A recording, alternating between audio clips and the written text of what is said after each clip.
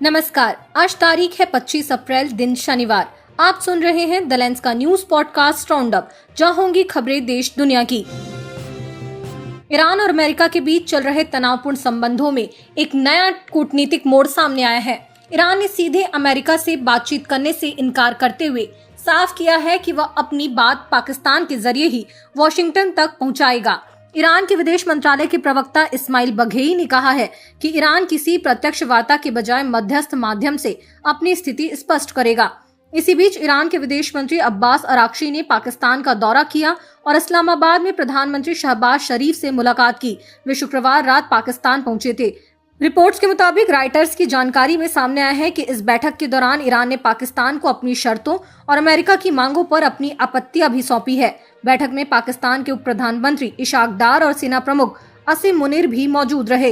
दूसरी ओर अमेरिका ने स्पष्ट किया है कि वह किसी भी समझौते के लिए जल्दबाजी में नहीं है। अमेरिकी रक्षा मंत्री पीट हेग्सेथ ने कहा कि अमेरिका सिर्फ बेहतर और संतुलित समझौते का इंतजार करेगा। राष्ट्रपति डोनाल्ड ट्रंप को ईरान की ओर से एक प्रस्ताव मिला है, लेकिन उन्होंने कहा है कि वे किसी भी जल्दबाजी में निर्णय नहीं लेंगे।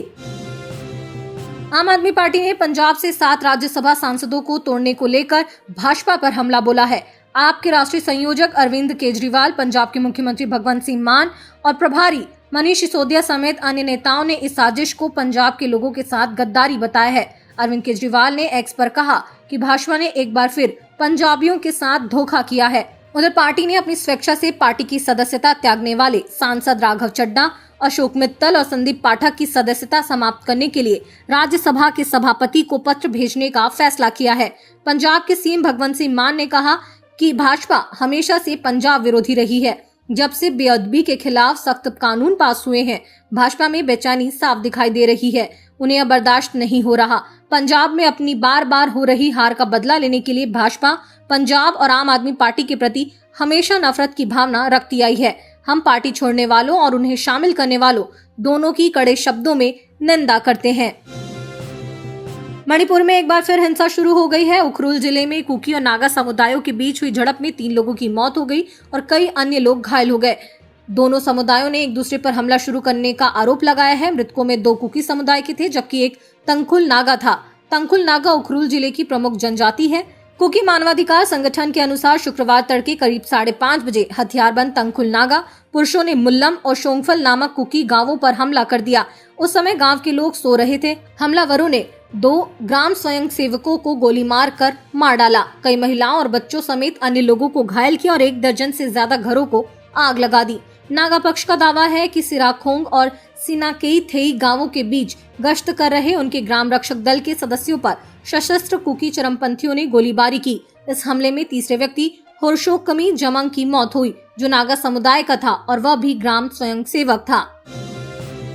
प्रवर्तन निदेशालय ने विदेशी डेबिट कार्ड्स के जरिए भारत में फंडिंग के एक बड़े नेटवर्क का खुलासा किया है। यह कार्रवाई फॉरेन एक्सचेंज मैनेजमेंट एक्ट यानी कि फेमा के तहत चल रही जांच में सामने आई है, जिसमें अमेरिका के ट्रूस्ट बैंक से जुड़े डेबिट कार्ड्स के जरिए नियामकीय प्रक्रियाओं को बाईपास करने का आरोप है।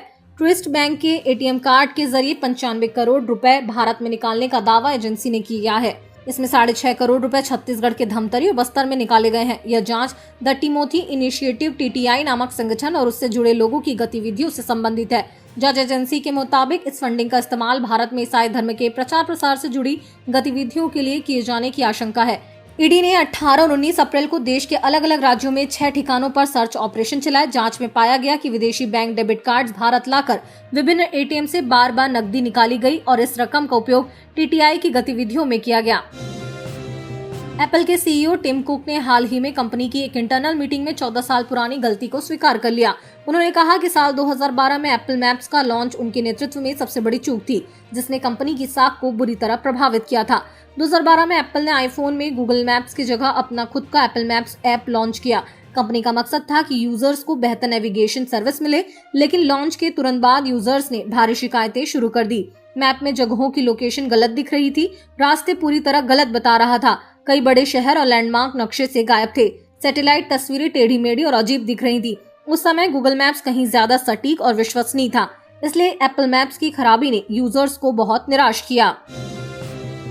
छत्तीसगढ़ के दुर्ग जिले से दिल दहला देने वाली घटना सामने आई है। सुपेला थाना क्षेत्र स्थित एसटीएफ कॉलोनी में एक महिला ने अपनी प्रेमी आरक्षक की पत्नी और उसके 9 साल के बेटे की बेरहमी से हत्या कर दी, जबकि 2 बेटियां गंभीर रूप से घायल हो गई। एक बेटी ने बाथरूम में छिपकर अपनी जान बचाई। आरोपी महिला बीजापुर में पदस्थ एसटीएफ के आरक्षक की प्रेमिका है। जानकारी के मुताबिक मृतका की पहचान रीना यादव के रूप में हुई है। उनके पति ललितेश यादव एसटीएफ में आरक्षक है और वर्तमान में बीजापुर में पदस्थ हैं। वे हाल ही में 15 दिन की छुट्टी पर दुर्ग आए हुए थे। बताया जा रहा है कि शनिवार सुबह करीब 6 बजे Lalitesh Yadav railway station reservation कराने घर से निकले थे। इसी दौरान करीब 6:30 बजे आरोपी महिला उनके घर पहुंची। सुबह 8 बजे तक उसने इस खौफनाक वारदात को अंजाम दे दिया।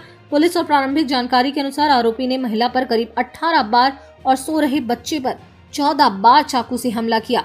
दोनों की मौके पर ही मौत हो गई। घर में मौजूद 2 बेटियां हमले में गंभीर रूप से घायल हो गई, जिन्हें अस्पताल में भर्ती कराया गया है। तो आज के लिए बस इतना ही। कल होगी मुलाकात नई खबरों के साथ। खबरों को विस्तार से पढ़ने के लिए विजिट करिए हमारे वेबसाइट thelens.in। यूट्यूब के अलावा हमारे पेज को एक्स, फेसबुक और इंस्टाग्राम पर भी फॉलो करें। शुक्रिया। देश दुनिया की रखे खबर हर रोज हर शाम कानो कान सुनते रहें द लेंस पॉडकास्ट। रहे अपडेट लेंस के साथ।